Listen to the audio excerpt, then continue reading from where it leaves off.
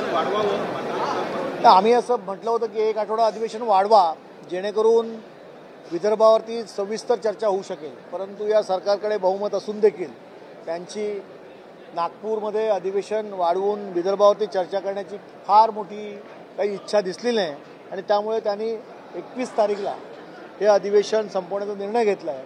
त्यामुळे विदर्भाच्या जनतेवरती फार मोठा अन्याय या सरकारकडनं होणार आहे.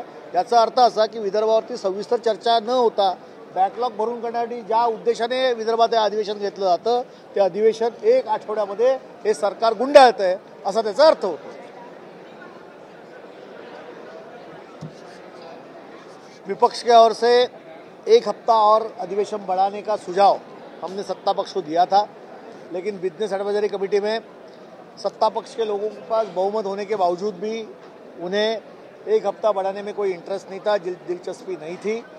बहुमत होने के बावजूद भी विदर्भ का बैकलॉग भरने के लिए इस अधिवेशन में चर्चा होती थी, विस्तृत बातें होती थी, सरकार से कुछ न कुछ विदर्भ के लिए मिल सकता था, लेकिन उसके बारे में सत्ता पक्ष कोई इंटरेस्ट नहीं ले रहा है.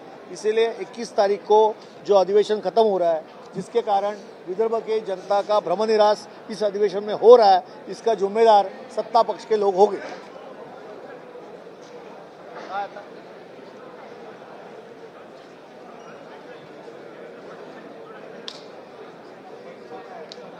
संजय शिरसाटांना टीका करायचं असं आहे की देवेंद्र फडणवीस साहेब आणि उद्धव ठाकरे साहेब यांच्या भेटीमुळे संजय शिरसाटांना तर भीती वाटू लागलेली आहे, तेव्हा ते टीका करणारच आहेत.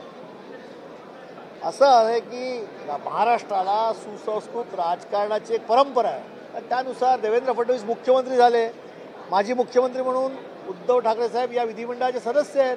ते या विधिमंडळात नागपूरला आल्यानंतर त्यांनी त्यांना भेटून शुभेच्छा दिल्या, त्यात गैर काय आहे?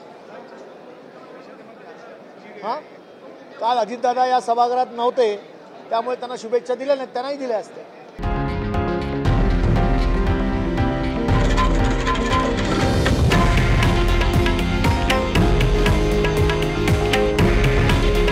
हे आहे देशातील नंबर 1 न्यूज नेटवर्क आणि आपण पाहत आहात TV9 मराठी. काळजी तुमची, हित महाराष्ट्राचं.